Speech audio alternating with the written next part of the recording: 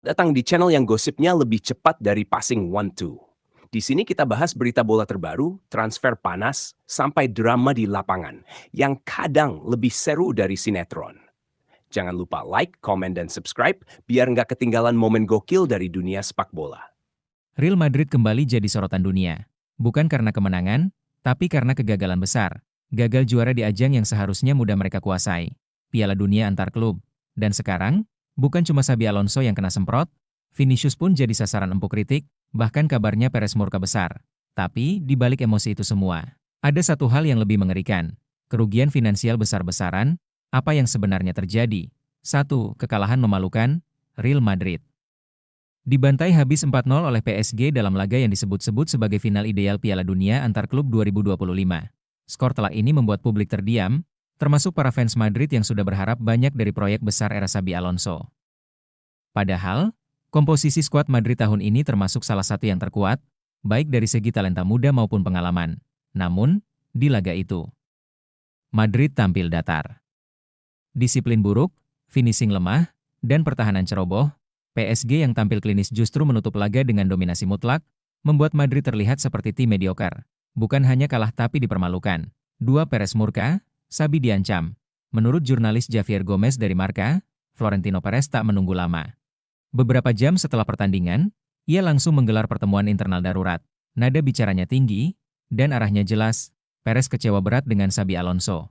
Xabi, yang awalnya dipercaya membangun generasi baru Madrid, kini mulai diragukan kapasitasnya di laga besar. Bahkan, disebut-sebut bahwa Perez mempertanyakan pendekatan taktis Xabi yang terlalu berani melawan tim seperti PSG. Belum ada kabar resmi soal masa depan Xabi, tapi jika tekanan publik terus naik, bukan tidak mungkin Perez mulai mempertimbangkan opsi lain. 3. Vinicius jadi kambing hitam. Di tengah kekacauan itu, nama Vinicius Junior muncul sebagai salah satu yang paling banyak dikritik. Bukan karena dia tampil buruk sepanjang turnamen, tapi karena momen-momen penting di laga final tak bisa ia manfaatkan. Beberapa fans bahkan menyebut Vinicius invisible, tidak terlihat kontribusinya ketika Madrid butuh inspirasi. Sebuah narasi kejam mulai terbentuk, bahwa Vinicius gagal tampil sebagai bintang utama Madrid di ajang internasional. Masalahnya, Vinicius bukan pemain sembarangan. Ia punya valuasi pasar di atas 120 juta euro, dan punya beban ekspektasi yang besar. Saat dia tampil buruk, bukan hanya reputasinya yang terganggu, tapi juga nilai komersialnya. Kerugian finansial yang nyata. Nah, disinilah masalah sebenarnya muncul. Kekalahan ini bukan hanya soal gagal juara. Menurut laporan dari Deloitte Football Finance, klub yang menjadi juara Piala Dunia antar klub bisa mengantongi pendapatan tambahan dari sponsor, bonus TV, hingga peningkatan nilai brand sebesar 10-20 juta euro. Real Madrid kehilangan itu. Lebih parahnya lagi, kekalahan ini terjadi di tahun di mana Madrid tengah dalam negosiasi ulang beberapa kontrak sponsor global, termasuk Fly Emirates dan Adidas. Hasil buruk bisa berdampak ke penilaian mitra komersial, karena siapa yang mau mengikat kerja sama mahal dengan tim yang gagal bersinar di panggung dunia? Ditambah lagi, beberapa pemain kunci seperti Vinicius dan Rodrigo sedang dalam tahap negosiasi perpanjangan kontrak. Jika performa mereka terus turun, nilai tawar mereka sebagai ikon pasar juga ikut goyah. Dan ini bisa menekan neraca keuangan klub jangka panjang. Jadi, ini bukan cuma soal rasa malu. Kekalahan di ajang Piala Dunia antar klub ini memicu efek berantai. Tekanan hebat pada pelatih, krisis kepercayaan pada pemain, dan kerugian finansial yang mulai menghantui manajemen. Perez murka? Wajar, karena Real Madrid bukan klub yang bisa seenaknya dipermalukan, terutama ketika menyangkut reputasi dan uang. Tapi tunggu dulu, masalahnya belum berhenti sampai di sini, karena ada dugaan lain yang jauh lebih serius. Apakah Real Madrid sedang dijebak? Lo pasti gak nyangka. Klub sebesar Real Madrid, dengan nama besar, duit triliunan, dan pelatih muda berbakat seperti Xabi Alonso, justru harus menghadapi tekanan sejak awal musim. Belum mulai kompetisi, Madrid udah dipaksa main di laga pembuka La Liga 2025-26, padahal kondisi tim belum ideal. Bukan karena malas persiapan, tapi karena kalender mereka terlalu padat, pramusim mepet, jadwal FIFA Matchday, dan waktu istirahat pemain yang sangat terbatas. Tapi yang bikin panas? Permintaan Madrid untuk menunda laga itu ditolak mentah-mentah oleh pihak La Liga. Gak ada kelonggaran, gak ada empati.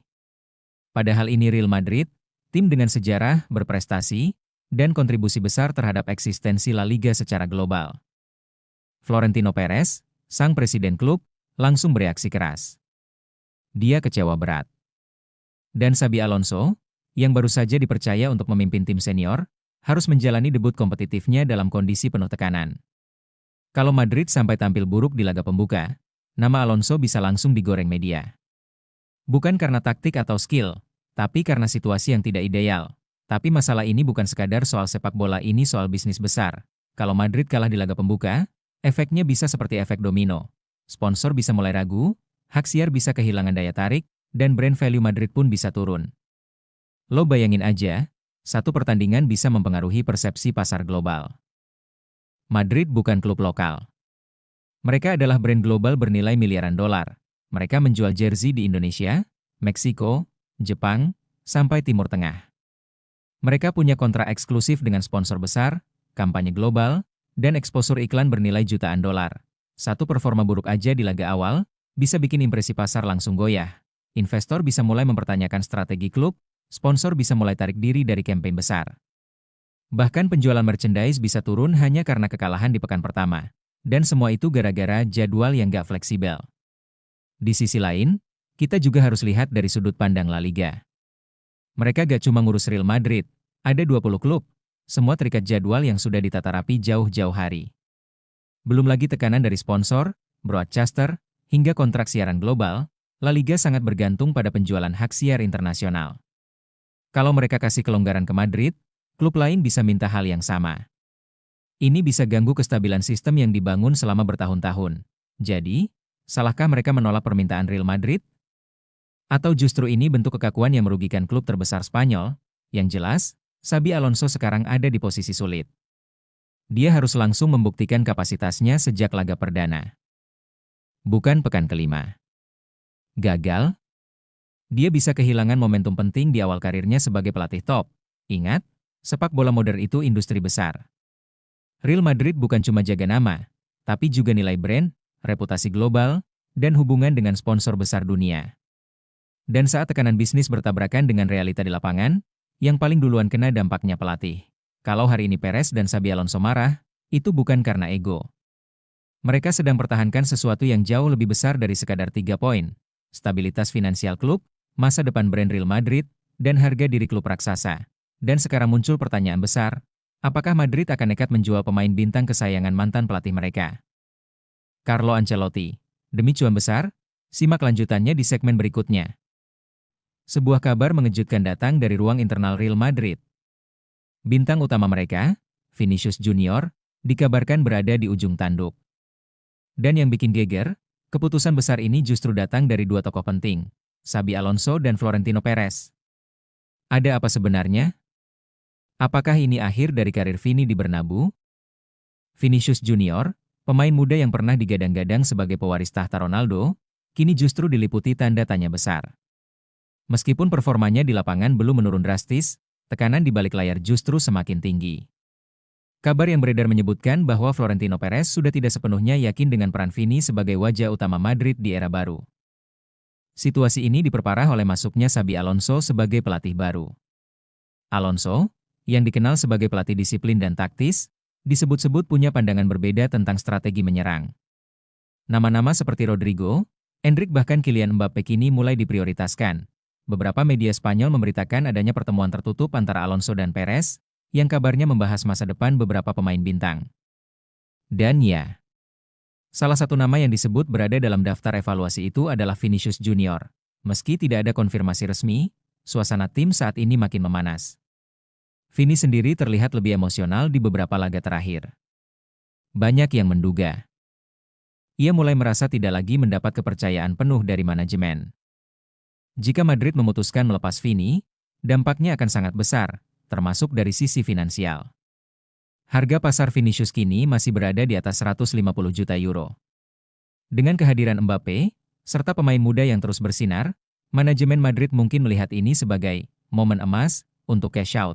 Beberapa klub kaya seperti PSG dan Manchester City dikabarkan siap menampung Vini jika Madrid membuka negosiasi. Baiklah, itu saja pembahasan kita kali ini. Bagi kalian yang nggak mau ketinggalan berita bola terbaru dari kami, silahkan klik tombol subscribe dan loncengnya. Dan terima kasih telah menonton. Sampai jumpa guys.